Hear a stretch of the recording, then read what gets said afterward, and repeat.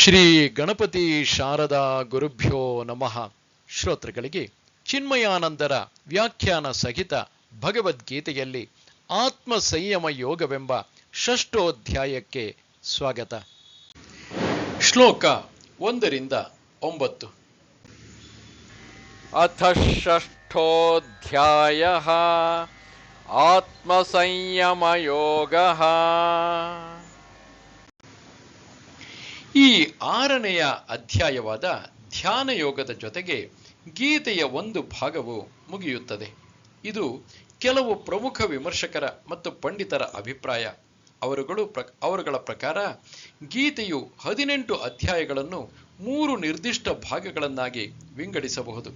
ಮೊದಲನೆಯ 6 ಅಧ್ಯಾಯಗಳು ತತ್ವಮಸಿ ಮಹಾವಾಕ್ಯದಲ್ಲಿಯ ತ್ವಂ ಪದದ ಬಗ್ಗೆಯೂ, 7ರಿಂದ 12ನೆಯ ಅಧ್ಯಾಯದ ತನಕ 6 ಅಧ್ಯಾಯಗಳು ತತ್ ಪದದ ಬಗ್ಗೆಯೂ, ಆಮೇಲೆ ಉಳಿದ 6 ಅಧ್ಯಾಯಗಳು ತತ್ ಮತ್ತು ತ್ವಂ ಪದಗಳ ಐಕ್ಯದ ಬಗ್ಗೆಯೂ ತಿಳಿಸುತ್ತವೆ ಎಂಬುದು ಅವರ ಮತ.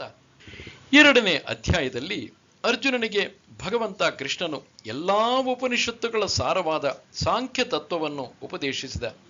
ಪರಿಪೂರ್ಣವಾದ ಮತ್ತು ಮಾನಸಿಕ ಸಮತೋಲನ ಹೊಂದಿದ ಸ್ಥಿತಪ್ರಜ್ಞನ ವಿಶದವಾದ ಚಿತ್ರವನ್ನು ಬಿಡಿಸಿ ಆ ಅಧ್ಯಾಯವನ್ನು ಮುಗಿಸಿದ. ಸ್ವಾಭಾವಿಕವಾಗಿಯಾದರೂ ಓದುಗರಿಗೆ ಅಂತಹ ಸ್ಥಿತಪ್ರಜ್ಞನ ಮನಸ್ಥಿತಿಯನ್ನು ತಾವೂ ಪಡೆಯಬೇಕು ಎಂಬ ಆಸೆ ಹುಟ್ಟಲೇಬೇಕು. ಆ ಪರಿಪೂರ್ಣತೆಯ ಶಿಖರವನ್ನು ಏರಲು ಉಪಾಯವೇನಾದರೂ ಇದೆಯೇ ಎಂಬ ಪ್ರಶ್ನೆ ಅವರಿಗೆ ಬರುವುದು ಖಂಡಿತ. ಎದುರಿಸುತ್ತಿರುವ ಸಮಸ್ಯೆಯಿಂದ ದಿಗ್ಭ್ರಮೆಗೊಂಡಿದ್ದ ಅರ್ಜುನನಿಗೆ ಪರಮಾತ್ಮನು ಗೀತೆಯನ್ನು ಉಪದೇಶಿಸುತ್ತಾನೆ. ಸ್ವಾಭಾವಿಕವಾಗಿಯಾದರೂ ಧ್ಯಾನದ ಬಗ್ಗೆ ಮೊದಲೇ ಅವನಿಗೆ ಉಪದೇಶವಿತ್ತಿದ್ದರೆ ಅವನು ಗ್ರಹಿಸುವ ಸ್ಥಿತಿಯಲ್ಲಿ ಇರಲಿಲ್ಲ. ಹಾಗೆಂದು ವೇದಾಂತ ಶಾಸ್ತ್ರ ಎಲ್ಲರಿಗೂ ಅಲ್ಲ, ಅದು ಕೆಲವರಿಗೆ ಮಾತ್ರ ಮೀಸಲು ಎಂಬ ಅಭಿಪ್ರಾಯವು ತಪ್ಪಾಗುತ್ತದೆ. ವೇದಾಂತವನ್ನು ಹಂತ ಹಂತವಾಗಿ ಕಲಿಸಬೇಕು. ಇದು ಪರಮಾತ್ಮನಿಗೆ ಗೊತ್ತಿತ್ತು. ಆ ವ್ಯಕ್ತಿಯ ಆಧ್ಯಾತ್ಮಿಕ ವಿಕಾಸಕ್ಕೆ ಹಂತ ಹಂತವಾಗಿ ಶಿಕ್ಷಣವಿದೆ ಎಂಬುದನ್ನು ಎಷ್ಟೋ ವೇದಾಂತಿಗಳು ತಿಳಿದಿಲ್ಲ. ಈ ಸಾಮಾನ್ಯ ಅಜ್ಞಾನವೇ ಹಿಂದೂ ಧರ್ಮದ ಅವನತಿಗೆ ಕಾರಣವಾಗಿರುವುದು. ವೇದಾಂತದಲ್ಲಿ ಮಾನವನ ಮನಸ್ಸಿನ ಶುದ್ಧತೆಗೆ ಸಹಾಯಕವಾಗುವ ಸಾಮಾನ್ಯ ಉಪಾಸನಾ ವಿಭಾಗಗಳು ಇವೆ. ಗುರುವಾದ ಕೃಷ್ಣನು ಅರ್ಜುನನ ಮಾನಸಿಕ ನ್ಯೂನತೆಗಳನ್ನು ಮತ್ತು ಬೌದ್ಧಿಕ ಮಟ್ಟವನ್ನು ಗ್ರಹಿಸಿದ್ದರಿಂದ ಧ್ಯಾನದ ವಿಚಾರವನ್ನು ಮೊದಲೇ ತಿಳಿಸಲು ಹೋಗಲಿಲ್ಲ. ಮೊದಲು ಅವನ ಮನಸ್ಸನ್ನು ಶುದ್ಧಗೊಳಿಸಲು ಸುಗ 3ನೇ ಅಧ್ಯಾಯದಲ್ಲಿ ಕರ್ಮಯೋಗದ ವಿಷಯವನ್ನು ವಿಪುಲವಾಗಿ ವಿವರಿಸಿರುವುದನ್ನು ಕಾಣಬಹುದು. ಕರ್ಮಕ್ಕೊಂದು ಫಲ ಇದ್ದೇ ಇರುತ್ತದೆ. ಒಳ್ಳೆಯ ಉದ್ದೇಶವನ್ನಿಟ್ಟುಕೊಂಡು ನಾವು ಕರ್ಮ ಮಾಡುವುದಾದರೆ ಅದಕ್ಕೂ ಒಂದು ಫಲ ಇದ್ದೇ ಇರುತ್ತದೆ. ಕರ್ಮ ಫಲಸಂಗವನ್ನು ಮಾಡಿಕೊಳ್ಳದೆ ಶಾಂತಿಯಿಂದ ಬದುಕುವ ವಿಧಾನವನ್ನು 4ನೆಯ ಅಧ್ಯಾಯದಲ್ಲಿ ಪರಮಾತ್ಮನು ವಿವರಿಸುತ್ತಾನೆ. ಪರಮಾತ್ಮನ ಸ್ಮರಣೆ ಮನಸ್ಸಿನಲ್ಲಿ ಸದಾ ನಡೆಯುತ್ತಿರುವುದಾದರೆ ಚಟುವಟಿಕೆಗಳ ನಡುವೆಯೂ ಶಾಂತಿಯ ಬದುಕನ್ನು ಬಾಳುವುದು ಸಹಜವೆನಿಸಿತು. ಕೃಷ್ಣನು ಕರ್ಮ ಫಲ ಸನ್ಯಾಸ ಮಾಡು ಎಂದು ಹೇಳಿದುದನ್ನು ಅರ್ಜುನನು ಕರ್ಮವನ್ನೇ ಸನ್ಯಾಸ ಮಾಡುವುದು ಎಂದು ತಪ್ಪಾಗಿ ಗ್ರಹಿಸುತ್ತಾನೆ. 5ನೆಯ ಅಧ್ಯಾಯದಲ್ಲಿ ಪುನಃ ಅದರ ಬಗ್ಗೆ ವಿವರಿಸಿ ಕರ್ಮ ನಿರತನಾಗಿದ್ದರೂ ಕರ್ಮ ಫಲದಿಂದ ಮನಸ್ಸಿಗೆ ಯಾವ ಆಘಾತವೂ ಉಂಟಾಗದಂತಿರಬೇಕೆಂದು ಕೃಷ್ಣನು ಹೇಳುತ್ತಾನೆ. ಲೋಕದಲ್ಲಿ ಕ್ರಿಯಾಶೀಲರಾಗಿರುವಾಗ ಮನಸ್ಸು ಮತ್ತು ಬುದ್ಧಿಯು ಹೇಗಿರಬೇಕು ಎಂಬುದನ್ನು ತಿಳಿಸುತ್ತಾ ಕರ್ಮ ರಹಸ್ಯವನ್ನು ಸುಂದರವಾಗಿ ವಿವರಿಸುತ್ತಾನೆ. 5ನೆಯ ಅಧ್ಯಾಯದಲ್ಲಿ ಸನ್ಯಾಸ ಮಾರ್ಗವನ್ನು 2 ವಿಧದಲ್ಲಿ ವಿವರಿಸಲಾಗಿದೆ. ಒಂದು ಕರ್ಮದಲ್ಲಿ ಕರ್ತೃತ್ವ ಭಾವದ ತ್ಯಾಗ, 2ನೆಯದು ಕರ್ಮ ಫಲಾಸಕ್ತಿಯ ತ್ಯಾಗ. ಈ 2 ವಿಧಾನಗಳನ್ನು ತನ್ನ ನಿತ್ಯ ಜೀವನದಲ್ಲಿ ಅನುಸರಿಸುವ ವ್ಯಕ್ತಿಯ ಮನಸ್ಸು ಶುದ್ಧಗೊಂಡು ಅದು ಧ್ಯಾನ ಯೋಗವಾಗುತ್ತದೆ. 6ನೆಯ ಅಧ್ಯಾಯದಲ್ಲಿ ಈಗ ಪರಮಾತ್ಮನು ಧ್ಯಾನ ಯೋಗದ ಬಗ್ಗೆ ಹೇಳುತ್ತಾನೆ. ಈ 6ನೇ ಅಧ್ಯಾಯದ ಅಧ್ಯಯನವನ್ನು ಮಾಡುವಾಗ ನಾವು ಪ್ರತಿಯೊಂದು ಶ್ಲೋಕವನ್ನು ಸರಿಯಾದ ರೀತಿಯಲ್ಲಿ ಅರ್ಥ ಮಾಡಿಕೊಳ್ಳಲು ಪ್ರಯತ್ನಿಸೋಣ. ಈ ಅಧ್ಯಾಯವು ನಮ್ಮ ಆತ್ಮ ವಿಕಾಸಕ್ಕೆ ಬಹಳಷ್ಟು ಸಹಾಯ ಮಾಡುತ್ತದೆ. ಹೇಗೆ ನಾವು ನಮ್ಮ ಮಾನಸಿಕ ಕುಂದುಕೊರತೆಗಳನ್ನು ನೀಗಿಕೊಂಡು ಜೀವನದಲ್ಲಿ ಮುಂದೆ ಬರಬಹುದು ಎಂಬುದನ್ನು ಈ ಅಧ್ಯಾಯವು ಕಲಿಸುತ್ತದೆ. ಈ ಅಧ್ಯಾಯಕ್ಕೆ ಧ್ಯಾನ ಯೋಗ ಅಥವಾ ಆತ್ಮ ಸಂಯಮ ಯೋಗ ಎಂದು ಹೆಸರು. ಶ್ರೀ ಭಗವಾನುವಾಚ ಅನಾಶ್ರಿತಃ ಕರ್ಮ ಫಲಂ ಕಾರ್ಯಂ ಕರ್ಮ ಕರೋತಿ ಯಃ ಸ ಸನ್ಯಾಸೀ ಚ ಯೋಗೀ ಚ ನ ನಿರಗ್ನಿರ್ನ ಚಾಕ್ರಿಯಃ. ಶ್ರೀ ಭಗವಂತನು ಹೇಳುತ್ತಾನೆ, ಯಾವನು ಕರ್ಮ ಫಲವನ್ನು ನೆಚ್ಚಿಕೊಂಡಿರದೆ ಮಾಡಬೇಕಾದ ಕರ್ಮಗಳನ್ನು ಮಾಡುತ್ತಲೇ ಇರುತ್ತಾನೋ ಅವನು ನಿಜವಾದ ಸನ್ಯಾಸಿಯು ಮತ್ತು ಯೋಗಿಯು. ಅಗ್ನಿ ಇಲ್ಲದವನು ಮತ್ತು ಕರ್ಮ ಮಾಡದವನು ಮಾತ್ರವೇ ಸನ್ಯಾಸಿಯಲ್ಲ. ಮೊದಲನೇ ಅಧ್ಯಾಯದಲ್ಲಿ ಸನ್ಯಾಸಿಯ ಬದುಕನ್ನು ಬಾಳಲು ಯುದ್ಧರಂಗದಿಂದ ತಪ್ಪಿಸಿಕೊಂಡು ಹೋಗುವುದೇ ಅರ್ಜುನನ ಹಂಚಿಕೆಯಾಗಿತ್ತು. ನಿಸ್ವಾರ್ಥ ಕರ್ಮಿಯೇ ಅತ್ಯಂತ ಶ್ರೇಷ್ಠ ಸನ್ಯಾಸಿ ಎಂದು ಆತ ತಿಳಿದಿರಲಿಲ್ಲ. ಜೀವನವನ್ನು ಸಮರ್ಥ ರೀತಿಯಲ್ಲಿ ಎದುರಿಸುವ ಶಕ್ತಿ ಇಲ್ಲದ ನಾವು ಗಂಗಾ ನದಿಯ ತೀರಕ್ಕೆ ಹೋಗಿ ಅಲ್ಲಿ ಶಾಂತಿಯಿಂದ ಬದುಕಬಹುದು ಎಂದು ಲೆಕ್ಕ ಹಾಕಿದರೆ ಅದರಿಂದ ಏನೂ ಪ್ರಯೋಜನವಾಗದು. ಆ ರೀತಿಯ ಹೇಡಿತನವನ್ನು ಈ ಶ್ಲೋಕದಲ್ಲಿ ಕೃಷ್ಣನು ಖಂಡಿಸುತ್ತಾನೆ.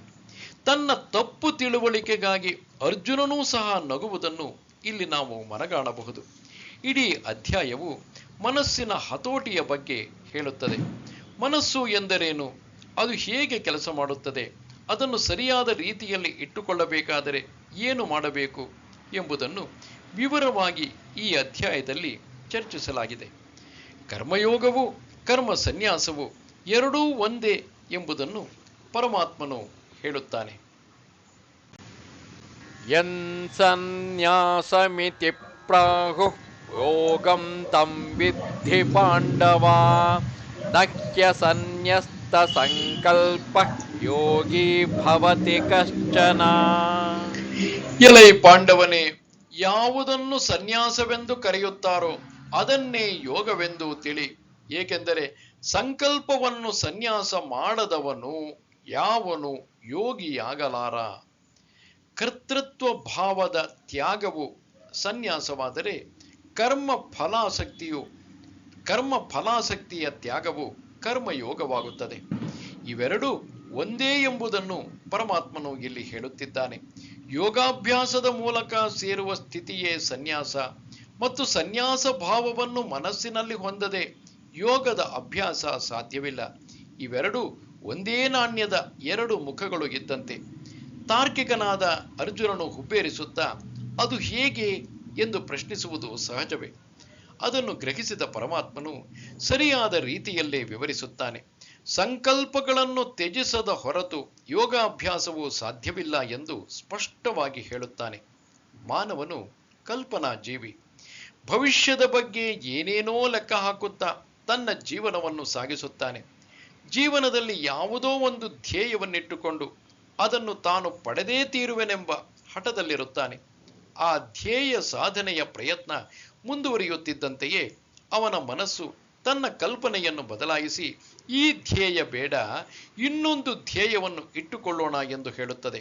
ಹೀಗೆ ಪ್ರತಿ ಸಲವೂ ನಾವು ಸೋಲನ್ನು ಅನುಭವಿಸುವುದೇ ವಿನ ಧ್ಯೇಯವನ್ನು ಸಾಧಿಸುವುದಿಲ್ಲ.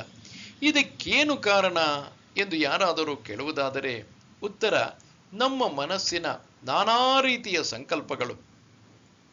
ಈ ಭಯಂಕರ ವಿನಾಶಕಾರಿ ಸಂಕಲ್ಪವನ್ನು ನಾಶ ಮಾಡದ ಹೊರತು ನಮಗೆ ಏನನ್ನೂ ಸಾಧಿಸಲಾಗುವುದಿಲ್ಲ. ಸಂಕಲ್ಪಕ್ಕೆ ಇನ್ನೊಂದು ಹೆಸರು ಕಾಮ. ಈ ಕಾಮ ರಾಕ್ಷಸನನ್ನು ಕೊಲ್ಲದೆ ಆಧ್ಯಾತ್ಮಿಕ ಮಾರ್ಗದಲ್ಲಿ ಪ್ರಗತಿ ಅಸಾಧ್ಯ ಎಂಬುದನ್ನು ಭಗವಂತನು ಹೇಳುತ್ತಿದ್ದಾನೆ.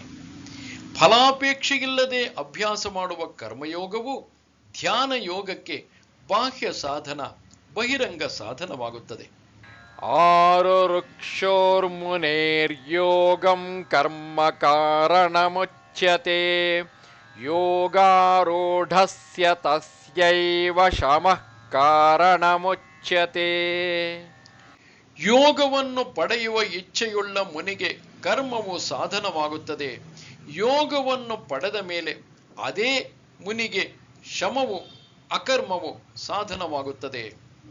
ಮನಸ್ಸಿನ ಶುದ್ಧತೆಗೆ ಕರ್ಮಯೋಗವು ಒಂದು ಉಪಯುಕ್ತ ಸಾಧನ. ಕರ್ತೃತ್ವ ಭಾವ ಹಾಗೂ ಭೋಕ್ತೃತ್ವ ಭಾವವನ್ನು ತ್ಯಜಿಸಿ ಈ ಲೋಕದಲ್ಲಿ ಕರ್ಮ ಮಾಡುವುದಾದರೆ ಹೊಸ ವಾಸನೆಗಳನ್ನು ಸೃಷ್ಟಿಸಿಕೊಳ್ಳದೆ ಹಳೆಯ ವಾಸನೆಗಳನ್ನು ಕ್ಷಯಿಸಿಕೊಳ್ಳಬಹುದು. ಕುದುರೆ ಸವಾರನ ರೂಪಕವನ್ನು ಇಲ್ಲಿ ಬಳಸಿದ್ದಾಗಿದೆ. ತರಬೇತಿಗೊಳಿಸದ ಕುದುರೆಯನ್ನು ಹತ್ತಲು ಪ್ರಯತ್ನಿಸಿದರೆ ಅದು ವಿಫಲ ಯತ್ನವಾದೀತು. ಕುದುರೆಯನ್ನು ಹತ್ತಿ ಕುಳಿತು ಸವಾರಿ ಮಾಡಲು ಇಚ್ಛಿಸುವವನು ಮೊದಲು ನೆಲದಿಂದ ಜಿಗಿದು ರಿಕಾಪುವಿನ ಮೇಲೆ ಕಾಲಿಟ್ಟು ಜೀನಿನ ಮೇಲೆ ನೇತಾಡುತ್ತಾ ಒಂದು ಕಾಲಿನ ಮೂಲಕ ನೆಲವನ್ನು ಹಿಂದೆ ದೂಡುತ್ತಾ ಆಮೇಲೆ ಮೆಲ್ಲಗೆ ಆ ಕಾಲನ್ನು ಎತ್ತಿ ಕುದುರೆಯ ಹಿಂಭಾಗದಿಂದ ಮತ್ತೊಂದು ಕಡೆಗೆ ಹಾಕಿ ಕುದುರೆಯ ಮೇಲೆ ಕುಳಿತುಕೊಳ್ಳಬೇಕು. ಕುದುರೆಯನ್ನು ಏರಿದ ಮೇಲೆ ಪ್ರಾಣಿಯನ್ನು ಹತೋಟಿಯಲ್ಲಿಡುವುದು ಸುಲಭವಾಗುತ್ತದೆ. ಅದುವರೆವಿಗೂ ಸವಾರನು ಉಭಯ ಸಂಕಟದಲ್ಲಿರುತ್ತಾನೆ. ಅದೇ ರೀತಿ ಮೊದಲು ನಾವೆಲ್ಲ ಅಹಂಕಾರದಿಂದ ಕೆಲಸ ಮಾಡುತ್ತಿದ್ದವರು. ಅಂತಹ ಚಟುವಟಿಕೆಗಳಿಂದ ಮನಸ್ಸಿಗೆ ಅಶಾಂತಿಯೇ ಜಾಸ್ತಿ. ವ್ಯಕ್ತಿಯು ತನ್ನ ಅಹಂಕಾರವನ್ನು ಬಿಟ್ಟು ಕೆಲಸ ಮಾಡುವುದೆಂದರೆ ಅವನು ತನ್ನ ಮನಸ್ಸೆಂಬ ಕುದುರೆಗೆ ಕಡಿವಾಣ ಹಾಕಿದಂತೆ. ಆಗ ಅವನಲ್ಲಿ ಅಹಂಕಾರ ಮತ್ತು ಸ್ವಾರ್ಥದ ಬಯಕೆಗಳು ಇರುವುದಿಲ್ಲ. ಈ ರೀತಿಯ ಕರ್ಮಗಳ ಮೂಲಕ ಮನಸ್ಸು ಶುದ್ಧಗೊಳ್ಳುವುದು. ಮನಸ್ಸು ಶುದ್ಧಗೊಂಡಂತೆ ಅದು ಶಾಂತವಾಗಿ ನಿಲ್ಲುತ್ತದೆ. ಸ್ಥಿರವಾದ ಮನಸ್ಸೇ ಧ್ಯಾನ ಯೋಗ್ಯವಾದುದು. ಹೀಗೆ ಮನಸ್ಸನ್ನು ಗೆದ್ದ ಮೇಲೆ, ಮನಸ್ಸು ಹತೋಟಿಗೆ ಬಂದ ಮೇಲೆ ಮನಸ್ಸು ಅವನು ಹೇಳಿದಂತೆ ಕೇಳುತ್ತದೆ. ಆಗ ಸಾಧಕನು ಮನಸ್ಸೆಂಬ ಕುದುರೆಯನ್ನು ಏರಿದವನು, ಅಂದರೆ ಯೋಗಾರೂಢ ಎಂದು ಹೇಳಬಹುದು. ಅಂತಹವನ ಮನಸ್ಸು ಆಮೇಲೆ ಸಮಸ್ಥಿತಿ ಅಂದರೆ ಶಮದಲ್ಲಿ ಇರುವುದು. ಹೀಗೆ ಕರ್ಮಯೋಗವು ಚಿತ್ತಶುದ್ಧಿಗೆ ಹೇಳಿರುವ ತಂತ್ರ ಎಂಬುದನ್ನು ಮರೆಯಬಾರದು. ಆರಂಭದಲ್ಲಿ ಸಾಧಕನಿಗೆ ಕರ್ಮಯೋಗವು ಅಗತ್ಯ.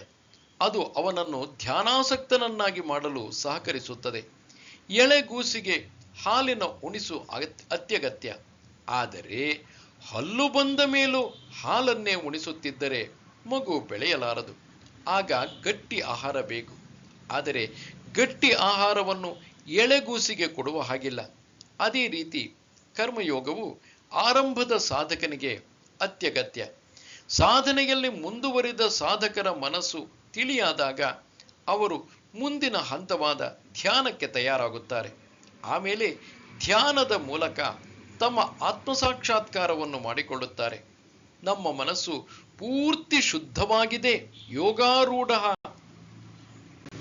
ನನ್ನ ಮನಸ್ಸು ಸಂಪೂರ್ಣ ಶುದ್ಧವಾಗಿದೆ, ಧ್ಯಾನಕ್ಕೆ ಸಿದ್ಧವಾಗಿದೆ, ಯೋಗಾರೂಢನಾಗಿದ್ದೇನೆ ಎಂದು ತಿಳಿಯುವುದು ಹೇಗೆ ಎಂದರೆ ಅದರ ಉತ್ತರ ಹೀಗಿದೆ. ಯದಾ ಹೀನೇಂದ್ರಿಯಾರ್ಥೇಷು ನ ಕರ್ಮಸ್ವನುಷಜ್ಜತೆ ಸರ್ವಸಂಕಲ್ಪ ಸನ್ಯಾಸೇ ಯೋಗಾರೂಢಸ್ತದೋಚ್ಯತೆ. ಇಂದ್ರಿಯಗಳಿಂದಾಗಲಿ ಕರ್ಮಗಳಿಂದಾಗಲಿ ಯಾವಾಗ ವ್ಯಕ್ತಿಯು ತಳಮಳಗೊಳ್ಳುವುದಿಲ್ಲವೋ ಮತ್ತು ತನ್ನ ಎಲ್ಲಾ ಸಂಕಲ್ಪಗಳನ್ನು ತ್ಯಜಿಸಿರುತ್ತಾನೋ ಆಗ ಅವನು ಯೋಗಾರೂಢನೆನಿಸಿಕೊಳ್ಳುವನು. ಮನಸ್ಸನ್ನು ಗೆಲ್ಲಬೇಕು ಎಂದು ಬಯಸುವವರ ಮನಸ್ಥಿತಿ ಹೇಗಿರುತ್ತದೆ ಎಂಬುದು ಎಲ್ಲರಿಗೂ ತಿಳಿದ ವಿಷಯ. ಅಂತಹವರಿಗೆ ಕರ್ಮಯೋಗವನ್ನು ಇಲ್ಲಿ ಹೇಳಿರುವುದು. ಆದರೆ ಮನಸ್ಸನ್ನು ಪೂರ್ಣ ಗೆದ್ದಿದ್ದೇನೆ ಎಂದು ತಿಳಿಯುವುದು ಹೇಗೆ? ಅದನ್ನು ಇಲ್ಲಿ ಪರಮಾತ್ಮನು ವಿವರಿಸುತ್ತಾನೆ. ಯಾವನು ಮನಸ್ಸೆಂಬ ಅಶ್ವವನ್ನು ಯಶಸ್ವಿಯಾಗಿ ಏರಿರುತ್ತಾನೋ ಅಂತಹವನ ಶಾರೀರಿಕ ಹಾಗೂ ಮಾನಸಿಕ ಸ್ಥಿತಿಗಳನ್ನು ಈ ಶ್ಲೋಕದಲ್ಲಿ ಕೃಷ್ಣನು ಸೂಚಿಸುತ್ತಿದ್ದಾನೆ. ಯಾರಿಗೆ ಇಂದ್ರಿಯ ವಿಷಯಗಳಲ್ಲಾಗಲಿ ಅಥವಾ ಬಾಹ್ಯ ಪ್ರಪಂಚದ ಕರ್ಮಗಳಲ್ಲಾಗಲಿ ಮಾನಸಿಕ ಸಂಘದ ಸಂವೇದನೆ ಇರುವುದಿಲ್ಲವೋ ಅಂತಹವನು ತನ್ನ ಮನಸ್ಸಿನ ಮೇಲೆ ಪೂರ್ಣ ಪ್ರಭುತ್ವವನ್ನು ಪಡೆದಿರುತ್ತಾನೆ. ಅಂದರೆ ಪ್ರಪಂಚದ ವ್ಯವಹಾರದಲ್ಲಿ ಅವನು ಇಂದ್ರಿಯ, ಮನಸ್ಸು ಮತ್ತು ಬುದ್ಧಿಗಳನ್ನು ಉಪಯೋಗಿಸಿದರೂ ಆಸಕ್ತನಾಗಿರುವುದರಿಂದ ಅವನಿಗೆ ಕರ್ಮ ಬಂಧನವಿಲ್ಲ. ಅವನ ಮನಸ್ಸು ಅಂತರ್ಮುಖಿಯಾಗಿದ್ದು ಧ್ಯಾನ ಯೋಗ್ಯವಿರುತ್ತದೆ. ಮನಸ್ಸು ಸುಖವನ್ನು ಅರಸುತ್ತಾ ವಿಷಯಗಳತ್ತ ಓಡುವುದು ಸಹಜ. ಆದರೆ ಮನಸ್ಸನ್ನು ಕರ್ಮಯೋಗದ ಮೂಲಕ ಶುದ್ಧಿಗೊಳಿಸಿಕೊಂಡಾಗ ಅದು ಆಂತರಿಕವಾಗಿ ವಿಪುಲ ಆನಂದವನ್ನು ಅನುಭವಿಸುತ್ತದೆ. ಆಮೇಲೆ ಮನಸ್ಸು ಅಲ್ಪ ಆನಂದದತ್ತ, ಅಂದರೆ ಇಂದ್ರಿಯ ಕೊಚ್ಚೆಯತ್ತ ಹರಿಯುವುದಿಲ್ಲ. ಚೆನ್ನಾಗಿ ತಿನ್ನಲು ಉಣ್ಣಲು ಇರುವ ನಾಯಿ ಆಹಾರಕ್ಕಾಗಿ ಸಾರ್ವಜನಿಕ ಗುಂಡಿಯನ್ನು ಅರಸಿಕೊಂಡು ಹೋಗುವುದಿಲ್ಲ. ಹೀಗೆ ಮನಸ್ಸು ಇಂದ್ರಿಯಗಳ ಮೂಲಕ ಹೊರಗೆ ಹೋಗದಿದ್ದಾಗ ಅಥವಾ ಸ್ವಾರ್ಥಪೂರಿತ ಕೆಲಸಗಳಲ್ಲಿ ಮಗ್ನವಾಗಿಲ್ಲದಾಗ ಅದು ನಿಶ್ಚಲವಾಗಿ ನಿಲ್ಲುತ್ತದೆ. ಮನಸ್ಸಿನ ಈ ನಿಶ್ಚಲತೆಯನ್ನೇ ಇಲ್ಲಿನ ಅನುಷಜ್ಜತೆ ಎಂಬ ಪದಪ್ರಯೋಗದ ಮೂಲಕ ತೋರಿಸಿಕೊಡಲಾಗಿದೆ. ಇಂದ್ರಿಯ ವಿಷಯಗಳಿಂದ ಮನಸ್ಸನ್ನು ಹಿಂದೆಗೆದುಕೊಂಡರೂ, ಬಾಹ್ಯ ಕರ್ಮಗಳಿಂದಲೂ ಅದು ತಳಮಳಗೊಳ್ಳದಂತೆ ನೋಡಿಕೊಂಡರೂ, ಅದು ತನ್ನ ಆಂತರಿಕ ಆಸೆಗಳಿಂದ ಮತ್ತು ಸಂಕಲ್ಪಗಳಿಂದಾಗಿ ಅತ್ತಿಂದಿತ್ತ ಓಲಾಡುತ್ತಿರುತ್ತದೆ. ಇದು ಇನ್ನೂ ಅಪಾಯಕರ ಸ್ಥಿತಿ. ಇದನ್ನು ತಪ್ಪಿಸಿಕೊಳ್ಳಬೇಕು. ಅರ್ಥಾತ್ ಆಂತರಿಕ ಸರ್ವ ಸಂಕಲ್ಪಗಳನ್ನು ತ್ಯಜಿಸಬೇಕು. ಆಗ ಮಾತ್ರ ಅವನಿಗೆ ಯೋಗಾರೂಢ ಅಥವಾ ಮನಸ್ಸನ್ನು ಪೂರ್ತಿ ಗೆದ್ದವನು ಎಂದು ಹೆಸರು. ಪ್ರತಿಯೊಬ್ಬನೂ ಅದನ್ನು, ಅಂದರೆ ಮನಸ್ಸನ್ನು ಪೂರ್ತಿಯಾಗಿ ಗೆಲ್ಲುವುದನ್ನು ಸ್ವಪ್ರಯತ್ನದಿಂದ ಸಾಧಿಸಬೇಕು ಎಂಬುದನ್ನು ಪರಮಾತ್ಮನು ಇಲ್ಲಿ ಎಚ್ಚರಿಸುತ್ತಾನೆ. ಉದ್ಧರೇದಾತ್ಮನಾತ್ಮಾನಂ ನಾತ್ಮಾನಮವಸಾದಯೇತ್ ಆತ್ಮೈವ ಹ್ಯಾತ್ಮನೋ ಬಂಧುಃ ಆತ್ಮೈವ ರಿಪುರಾತ್ಮನಃ. ತನ್ನ ಉದ್ಧಾರವನ್ನು ತಾನೇ ಮಾಡಿಕೊಳ್ಳಬೇಕು, ತನ್ನ ಅವನತಿಯನ್ನು ಮಾಡಿಕೊಳ್ಳಬಾರದು. ಮನುಷ್ಯನು ತನಗೆ ತಾನೇ ಶತ್ರು, ತನಗೆ ತಾನೇ ಮಿತ್ರನೂ ಸಹ.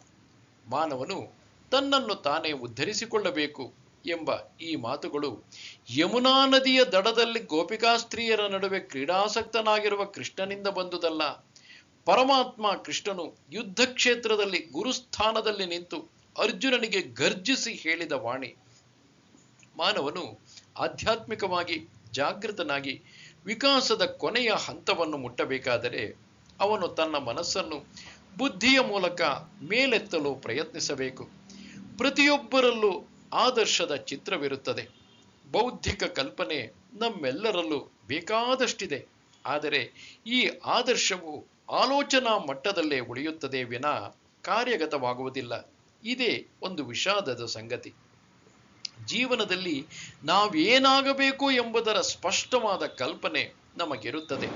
ಆದರೆ ಮನಸ್ಸು ಬುದ್ಧಿ ಹೇಳಿದಂತೆ ವರ್ತಿಸುವುದಿಲ್ಲ. ಆದರ್ಶ ನನಗೂ ಮತ್ತು ವಾಸ್ತವ ನನಗೂ, ಆದರ್ಶವಾದಿಯಾದ ನನಗೂ ಮತ್ತು ವಾಸ್ತವ ನನಗೂ ನಡುವಣ ಕಂದಕವೇ ನನ್ನ ಪತನಕ್ಕೆ ಕಾರಣವಾಗಿರುವುದು. ಎಷ್ಟೋ ಜನರಿಗೆ ಇದು ತಿಳಿದಿರುವುದೇ ಇಲ್ಲ. ನಮ್ಮ ಪತನಕ್ಕೆ ನಾವೇ ಕಾರಣರು ಎಂಬುದು ಅವರಿಗೆ ತಿಳಿಯದು. ನಾವು ಇರುವ ರೀತಿಯೇ ಸರಿಯಾದುದು ಎಂದು ಅವರು ತಿಳಿದಿರುತ್ತಾರೆ. ಹಾಗಾಗಿ ಅವರಿಗೆ ತಮ್ಮ ನ್ಯೂನತೆಗಳ ಅರಿವಿರುವುದಿಲ್ಲ. ನಮ್ಮನ್ನು ನಾವೇ ಎಚ್ಚರಿಕೆಯಿಂದ ವೀಕ್ಷಿಸಿದಾಗ ಬೌದ್ಧಿಕವಾಗಿ ನಾವು ಹೇಗಿರಬೇಕು ಎಂಬ ಜ್ಞಾನ ಸಾಕಷ್ಟು ಇರುವುದನ್ನು ಕಾಣುತ್ತೇವೆ. ಆದರೆ ಜೀವನದಲ್ಲಿ ಮಾತ್ರ ಆ ಜ್ಞಾನವು ಉಪಯೋಗಕ್ಕೆ ಬಾರದೆ ಮನಸ್ಸಿಗೆ ಬಂದಂತೆ ವರ್ತಿಸುವ ಪಶುಗಳಂತೆ ನಾವು ಬದುಕುವುದು ಕಾಣುತ್ತದೆ.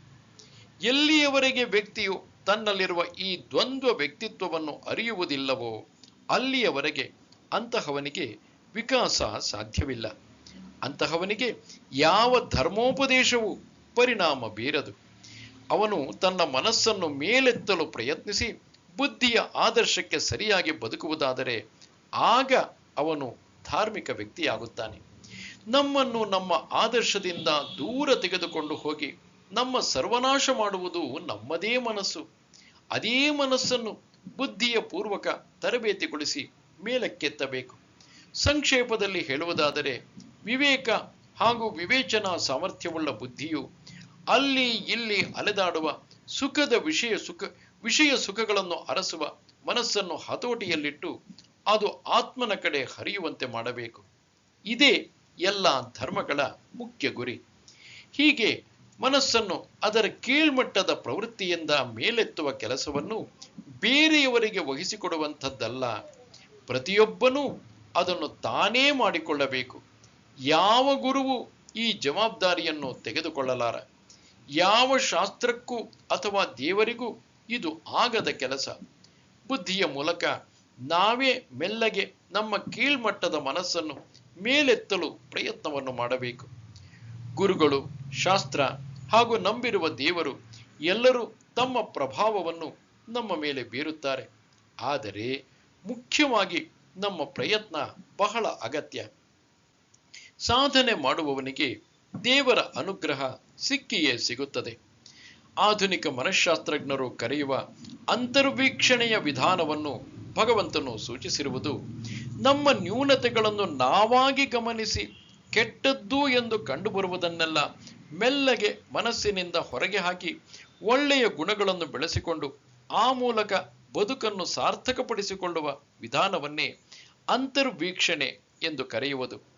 ಇಲ್ಲಿಗೆ ಪೂರ್ತಿ ಸಾಧನೆ ಮುಗಿದಂತೆ ಆಗಲಿಲ್ಲ. ಅಂತರ್ವೀಕ್ಷಣೆಯ ಮೂಲಕ ನಮ್ಮ ನ್ಯೂನತೆಗಳನ್ನು ಗಮನಿಸಿ ಅವುಗಳನ್ನು ತೊಡೆದು ಹಾಕಿ ಆ ಜಾಗದಲ್ಲಿ ಒಳ್ಳೆಯ ಗುಣಗಳನ್ನು ಬೆಳೆಸಿ ನಾವು ಉತ್ತಮರಾಗಲು ಪ್ರಯತ್ನಿಸಿದರೆ ಮಾತ್ರ ಸಾಲದು. ನಾವು ರಾಕ್ಷಸ ಪ್ರವೃತ್ತಿಯಿಂದ ಎಷ್ಟು ದೂರ ಸರಿದಿದ್ದೇವೋ ಗಮನಿಸಿ ಮತ್ತೆ ಅದು ನಮಗೆ ಬಾರದಂತೆ ನೋಡಿಕೊಳ್ಳಬೇಕು. ನಿನ್ನ ಅವನತಿಯನ್ನು ನೀನಾಗಿ ಮಾಡಿಕೊಳ್ಳಬೇಡ ಎಂದು ಅದೇ ಉಸಿರಿನಲ್ಲಿ ಕೃಷ್ಣನು ಎಚ್ಚರಿಕೆ ಕೊಟ್ಟಿರುತ್ತಾನೆ. ಶ್ಲೋಕದ 2ನೇ ಸಾಲಿನಲ್ಲಿ ವ್ಯಾಸರು ಎಲ್ಲಾ ಕಾಲಕ್ಕೂ ಅನ್ವಯಿಸುವ ಸತ್ಯಾಂಶವನ್ನು ಹೊರಗೆಡಹಿದ್ದಾರೆ.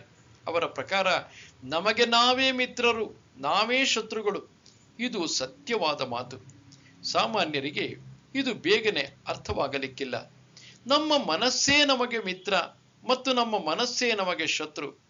ಮನಸ್ಸು ಬುದ್ಧಿಯ ಹಿಡಿತಕ್ಕೆ ಸಿಗುವುದಾದರೆ ಆಗ ಮನಸ್ಸನ್ನು ಮೇಲೆತ್ತಲು ಸಾಧ್ಯ.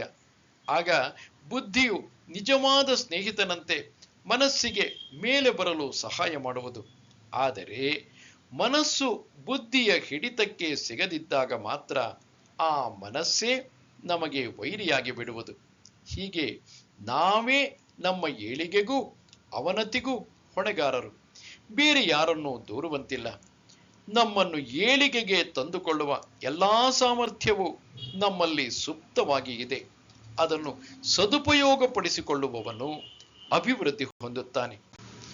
ಈ ರೀತಿಯಲ್ಲಿ ನಮಗೆ ನಮ್ಮ ಮನಸ್ಸೇ ಬಂಧು ಹಾಗೂ ನಮ್ಮ ಮನಸ್ಸೇ ಶತ್ರು.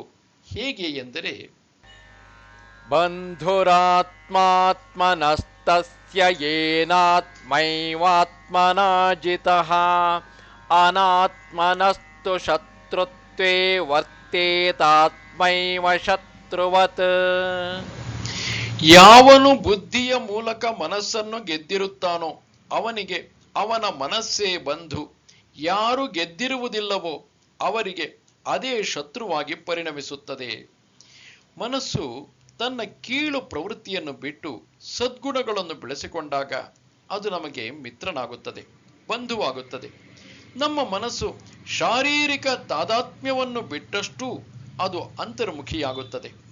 ವಿಷಯ ಪ್ರಪಂಚದಲ್ಲಿ ಅದು ಅಲೆದಾಡುವುದನ್ನು ಬಿಟ್ಟು ಆತ್ಮನಲ್ಲಿ ಸ್ಥಿರಗೊಳ್ಳುತ್ತದೆ. ಈ ರೀತಿ ತರಬೇತಿಗೊಳ್ಳದ ಮನಸ್ಸು ವ್ಯಕ್ತಿಗೆ ಶತ್ರುವಾಗಿ ಪರಿಣಮಿಸಿ ಅವನನ್ನು ಸರ್ವನಾಶಕ್ಕೆ ಕರೆದುಕೊಂಡು ಹೋಗುತ್ತದೆ. ಸಂಕ್ಷೇಪದಲ್ಲಿ ಹೇಳುವುದಾದರೆ, ಯಾರ ಇಂದ್ರಿಯಗಳು ಹಾಗೂ ಮನಸ್ಸು ಬುದ್ಧಿಯ ಹತೋಟಿಯಲ್ಲಿ ಇರುತ್ತವೋ ಅಂತಹವರಿಗೆ ಮಾತ್ರ ಆಧ್ಯಾತ್ಮಿಕ ರಂಗದಲ್ಲಿ ಪ್ರಗತಿ ಗಳಿಸಲು ಸಾಧ್ಯ. ಅಂತಹವನಿಗೆ ಯೋಗಾರೂಢನಾಗಲು ಸಾಧ್ಯ. ಅವನ ಆಂತರಿಕ ಸ್ಥಿತಿಯು ಹೇಗಿರುತ್ತದೆ ಕೇಳಿ. ಜಿತಾತ್ಮನಃ ಪ್ರಶಾಂತಸ್ಯ ಪರಮಾತ್ಮಾ ಸಮಾಹಿತಃ ಶೀತೋಷ್ಣ ಸುಖ ದುಃಖೇಷು ತಥಾ ಮಾನಾಪಮಾನಯೋಃ. ಮನಸ್ಸನ್ನು ಗೆದ್ದ ಆತ್ಮ ಸಂಯಮಿಯ ಪ್ರಶಾಂತ ಅಂತಃಕರಣದಲ್ಲಿ ಆತ್ಮನು ವಿರಾಜಮಾನನಾಗಿರುವವನು ಮಾತ್ರವಲ್ಲ, ಅವನು ಶೀತೋಷ್ಣಗಳಲ್ಲಿ, ಸುಖ ದುಃಖಗಳಲ್ಲಿ, ಮಾನ ಅಪಮಾನಗಳಲ್ಲಿ ಸಮತೋಲನ ಹೊಂದಿರುವನು. ತನ್ನ ಇಂದ್ರಿಯಗಳನ್ನು ಹಾಗೂ ಮನಸ್ಸನ್ನು ಗೆದ್ದಿರುವ ಯೋಗಾರೂಢನ ಅಂತಃಕರಣವು ಪ್ರಶಾಂತವಾಗಿದ್ದು ಆತ್ಮನಲ್ಲೇ ಸ್ಥಿರವಾಗಿ ನೆಲೆಸುತ್ತದೆಂದು, ಜೀವನದಲ್ಲಿ ದ್ವಂದ್ವಗಳು ಎದುರಾದಾಗಲೂ ಅವನು ಸಮಚಿತ್ತತೆಯಿಂದ ಇರುತ್ತಾನೆಂದು ಭಗವಂತನು ಸ್ಪಷ್ಟವಾಗಿ ಹೇಳುತ್ತಾನೆ. ಇಲ್ಲಿ 3 ದ್ವಂದ್ವಗಳನ್ನು ಸೂಚಿಸಲಾಗಿದೆ: ಶೀತ ಮತ್ತು ಉಷ್ಣ, ಸುಖ ಮತ್ತು ದುಃಖ, ಮಾನ ಮತ್ತು ಅಪಮಾನ. ಈ 3 ದ್ವಂದ್ವಗಳನ್ನು ಹೇಳುವಾಗ ಬಾಹ್ಯ ಪ್ರಪಂಚದಿಂದ ಬರಬಹುದಾದ ಎಲ್ಲಾ ತೊಂದರೆಗಳನ್ನು ಸೇರಿಸಿ ಹೇಳಿದ್ದಾಗಿದೆ. ಮೊದಲಿಗೆ ಶೀತ ಮತ್ತು ಉಷ್ಣ ಇವನ್ನು ತೆಗೆದುಕೊಂಡರೆ, ದೈಹಿಕ ಮಟ್ಟದಲ್ಲಿ ದೇಹವು ಅನುಭವಿಸುವ ಸಂವೇದನೆಗಳು ಇವು. ಶೀತ ಮತ್ತು ಉಷ್ಣದಿಂದ ಮನಸ್ಸಿನ ವಿಚಾರದ ಮೇಲೆ ಹೆಚ್ಚಿನ ಪರಿಣಾಮ ಉಂಟಾಗುವುದಿಲ್ಲ. ಆದ್ದರಿಂದ ಶರೀರಕ್ಕೆ ಅನ್ವಯಿಸುವ ದ್ವಂದ್ವಗಳಾದ ಆರೋಗ್ಯ ಮತ್ತು ಅನಾರೋಗ್ಯ, ಯೌವನ ಮತ್ತು ಮುದಿತನ ಇತ್ಯಾದಿಗಳನ್ನು ಕೃಷ್ಣ ಇಲ್ಲಿ ಹೇಳುತ್ತಿದ್ದಾನೆ. ಎರಡನೆಯದಾಗಿ ಸುಖ ಮತ್ತು ದುಃಖ. ಸುಖ ದುಃಖಗಳು ಮಾನಸಿಕ ಮಟ್ಟದಲ್ಲಿ ಅನುಭವಿಸುವಂತಹದ್ದು. ಸುಖ ಮತ್ತು ದುಃಖವನ್ನು ಮನಸ್ಸು ಅನುಭವಿಸಬಲ್ಲದೇ ವಿನ ಶರೀರವಲ್ಲ. ಮನುಷ್ಯನು ಬದುಕಿನಲ್ಲಿ ಒಂದಲ್ಲ ಒಂದು ಕಾರಣದಿಂದ ವಿವಿಧ ಉದ್ವೇಗಗಳಿಗೆ ಒಳಗಾಗುತ್ತಾನೆ. ಯೋಗಾರೂಢನಾಗಿರುವ ವ್ಯಕ್ತಿ ಇವು ಯಾವುಗಳಿಂದಲೂ ಪ್ರಭಾವಿತನಾಗುವುದಿಲ್ಲ ಎಂದು ಕೃಷ್ಣನು ಇಲ್ಲಿ ಹೇಳುತ್ತಿದ್ದಾನೆ. ಇನ್ನು ಮಾನ ಮತ್ತು ಅಪಮಾನಗಳು. ಈ ಮಾನ ಮತ್ತು ಅಪಮಾನಗಳು ಬೌದ್ಧಿಕ ಕ್ಷೇತ್ರದಲ್ಲಿ ಅನುಭವಕ್ಕೆ ಬರುವಂಥವು. ಯೋಗಾರೂಢನಿಗೆ ಇವುಗಳಿಂದಲೂ ಏನೂ ಬಾಧಕವಿಲ್ಲ. ಹೀಗೆ ಮೇಲಿನ 3 ದ್ವಂದ್ವಗಳು ಶರೀರ, ಮನಸ್ಸು ಮತ್ತು ಬುದ್ಧಿಗೆ ಸಂಬಂಧಪಟ್ಟವು. ಯೋಗಾರೂಢನು ಈ 3ನ್ನೂ ಗೆದ್ದಿರುವುದರಿಂದ ಅವನಿಗೆ ಅವುಗಳಿಂದ ಯಾವ ತೊಂದರೆಯೂ ಇಲ್ಲ.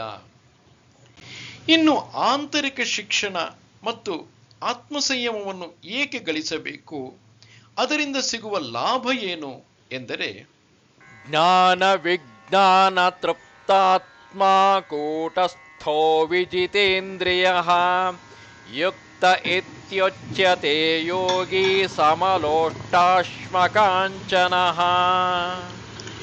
ಜ್ಞಾನ ಮತ್ತು ಅನುಭವಗಳಿಂದ ತೃಪ್ತನಾಗಿರುವ ಈ ಜಿತೇಂದ್ರಿಯನು ಯೋಗಿ ಎಂದು ಅನ್ನಿಸಿಕೊಳ್ಳುತ್ತಾನೆ. ಅವನಿಗೆ ಕಲ್ಲು, ಮಣ್ಣು ಅಥವಾ ಬಂಗಾರ ಎಲ್ಲವೂ ಸಮನಾಗಿ ಕಾಣುವವು.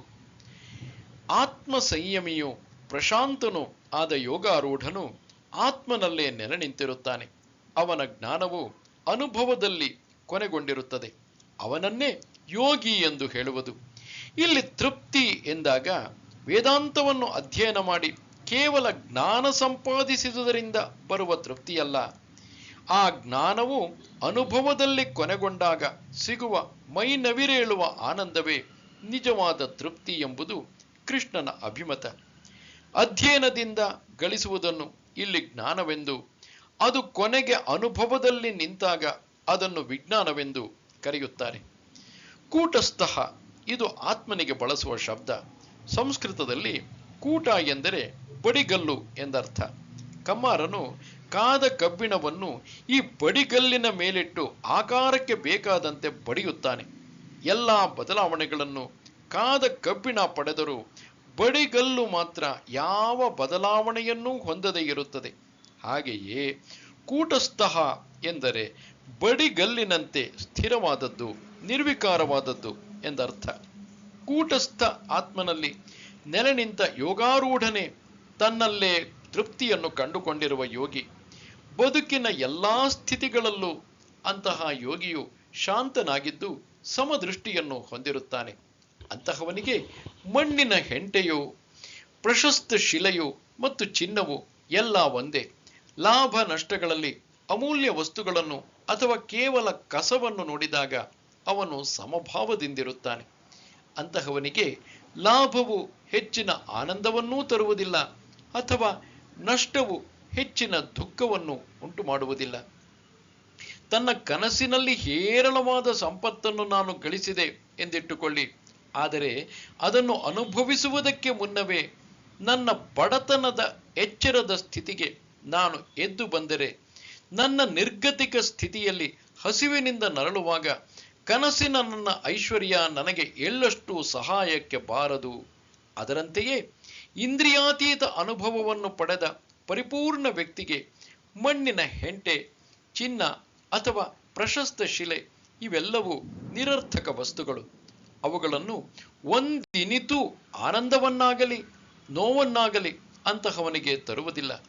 ಅವನು ಪರಮಾನಂದ ಸ್ವರೂಪವೇ ಆಗಿರುತ್ತಾನೆ. ಸ್ವರ್ಗದಲ್ಲಿರುವ ಕುಬೇರನಿಗೆ ಭೂಮಿಯ ಸಂಪತ್ತಿನಿಂದ ಆಗಬೇಕಾದುದೇನೂ ಇಲ್ಲ. ಅದೂ ಅಲ್ಲದೆ ಸಹೃನ್ಮಿತ್ರಾರ್ಯುದಾಸೇನ ಮಧ್ಯಸ್ಥದ್ವೇಷ್ಯ ಬಂಧುಷು ಸಾಧುಷ್ವಪಿ ಚ ಪಾಪೇಷು ಸಮಬುದ್ಧಿರ್ವಿಶಿಷ್ಯತೆ. ಸಹೃದಯರಲ್ಲಿ, ಸ್ನೇಹಿತರಲ್ಲಿ, ಶತ್ರುಗಳಲ್ಲಿ, ಉದಾಸೀನರಲ್ಲಿ, ಮಧ್ಯಸ್ಥರಲ್ಲಿ, ದ್ವೇಷಿಗಳಲ್ಲಿ, ಬಂಧುಗಳಲ್ಲಿ ಮತ್ತು ಪಾಪಿಗಳಲ್ಲಿ ಅವನು ಸಮದೃಷ್ಟಿಯನ್ನು ಹೊಂದಿರುತ್ತಾನೆ. ಆದುದರಿಂದ ಅವನು ಹೆಚ್ಚಿನವನು. ಯೋಗಾರೂಢನು ಸಮದೃಷ್ಟಿಯನ್ನು ಹೊಂದಿರುತ್ತಾನೆ ಎಂದು ಹಿಂದಿನ ಶ್ಲೋಕದಲ್ಲಿ ಸೂಚಿಸಿದ್ದಾಯಿತು. ಜಗತ್ತಿನಲ್ಲಿ ವಸ್ತುಗಳು ಮಾತ್ರ ಅಲ್ಲ, ಜೀವಿಗಳೂ ಇದ್ದಾರೆ. ಈಗ ತನ್ನ ಸುತ್ತಲ ಜೀವಿಗಳೊಂದಿಗೆ ಯೋಗಾರೂಢನು ಯಾವ ರೀತಿಯ ಸಂಬಂಧವನ್ನು ಹೊಂದಿರುತ್ತಾನೆ ಎಂಬ ಅನುಮಾನ ಬರುವುದು ಸಹಜ. ವಿಶ್ವಾಧಾರನಾಗಿರುವ ಪರಮಾತ್ಮಾನುಭವದಲ್ಲಿ ಮುಳುಗಿರುವ ಇವನು ಜನರೊಡನೆ ಹೇಗೆ ವ್ಯವಹರಿಸುತ್ತಾನೆ? ಅದಕ್ಕೆ ಉತ್ತರ ಈ ಶ್ಲೋಕದಲ್ಲಿದೆ. ಅಂತಹ ವ್ಯಕ್ತಿಯು ಜನರನ್ನು ಸಮಭಾವದಿಂದಲೇ ನೋಡುತ್ತಾನೆ. ಅವರುಗಳು ಮಿತ್ರರೋ ಅಥವಾ ಶತ್ರುಗಳೋ, ಉದಾಸೀನರೋ ಅಥವಾ ಮಧ್ಯಸ್ಥರೋ, ದ್ವೇಷಿಗಳೋ ಅಥವಾ ಹತ್ತಿರದ ಸಂಬಂಧಿಗಳೋ ಯಾರಾದರೂ ಆಗಿರಬಹುದು. ಅವನ ದೃಷ್ಟಿಯಲ್ಲಿ ಅವರು ಎಲ್ಲರೂ ಸಮಾನರೇ. ಅವನು ಎಲ್ಲರನ್ನೂ ಆದರದಿಂದ ಮತ್ತು ಪ್ರೀತಿಯಿಂದ ಕಾಣುತ್ತಾನೆ. ನ್ಯಾಯ ಅನ್ಯಾಯಗಳ, ಒಳ್ಳೆಯ ಮತ್ತು ಕೆಟ್ಟದರ ನಡುವಣ ವ್ಯತ್ಯಾಸವನ್ನೇ ಕಾಣದೆ ಆತ ಎಲ್ಲೆಡೆಯಲ್ಲೂ ಪ್ರೇಮವನ್ನೇ ಕಾಣುತ್ತಾನೆ. ಅವನಿಗೆ ಪಾಪಿಯ ಮೇಲೂ ಕರುಣೆಯೇ ಬರುತ್ತದೆ. ಏಕೆಂದರೆ ಜೀವವು ತನ್ನ ಅಜ್ಞಾನದಿಂದ ಪಾಪ ಕೃತ್ಯಗಳನ್ನು ಮಾಡುತ್ತದೆ. ನಿಜವಾಗಿಯಾದರೂ ಜೀವವು ಪರಮಾತ್ಮನೇ ಎಂಬುದು ಅವನಿಗೆ ಗೊತ್ತು. ನಾವು ಮಾಡಿದ ಪಾಪಕ್ಕೆ ಇನ್ನು ಯಾರೂ ನಮಗೆ ಶಿಕ್ಷೆ ಕೊಡುವುದಿಲ್ಲ, ನಮ್ಮ ಪಾಪವೇ ನಮ್ಮನ್ನು ತಿನ್ನುತ್ತಿರುವುದು ಎಂದು ಸ್ವಾಮಿ ರಾಮತೀರ್ಥರು ಹೇಳಿದ್ದಾರೆ. ಹೀಗೆ ಯೋಗಾರೂಢನಿಗೆ ಎಲ್ಲೆಲ್ಲೂ ಆತ್ಮನೇ ಕಾಣುತ್ತಾನೆ. ಅವನು ತಾನು ಕಾಣುವ ವೈವಿಧ್ಯದಲ್ಲೆಲ್ಲ ಏಕತೆಯನ್ನು ಕಾಣುತ್ತಾನೆ. ಅವನಿಗೆ ಎಲ್ಲವೂ ಬ್ರಹ್ಮಮಯವಾಗಿ ಕಾಣುತ್ತದೆ. ತನ್ನ ದೇಹದಲ್ಲಿ ವಿಭಿನ್ನ ಭಾಗಗಳಿದ್ದರೂ ಆಪಾದಮಸ್ತಕ ಪರ್ಯಂತ ತಾನೇ ವ್ಯಾಪಿಸಿರುವುದಲ್ಲವೇ?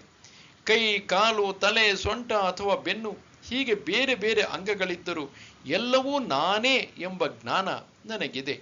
ಅದೇ ರೀತಿ ಯೋಗಿಯು ಇಡೀ ಪ್ರಪಂಚವನ್ನು ಆತ್ಮದೃಷ್ಟಿಯಿಂದ ನೋಡುತ್ತಾನೆ. ಆದರೆ ಈ ರೀತಿ ಯೋಗಾರೂಢನಾಗಬೇಕಾದರೆ ಏನು ಸಾಧನೆಗಳನ್ನು ಅಭ್ಯಸಿಸಬೇಕು ಎಂಬುದನ್ನು ಭಗವಂತನು ಮುಂದಿನ ಶ್ಲೋಕಗಳಲ್ಲಿ ವಿವರಿಸಲಿದ್ದಾನೆ. ನಮಸ್ತೆ ಶಾರದೆ ದೇವಿ ಕಾಶ್ಮೀರ ಪುರವಾಸಿನಿ ತ್ವಾಮಹಂ ಪ್ರಾರ್ಥಯೇ ನಿತ್ಯಂ ವಿದ್ಯಾದಾನಂಚ ದೇಹಿಮೆ. ನಮಸ್ಕಾರ.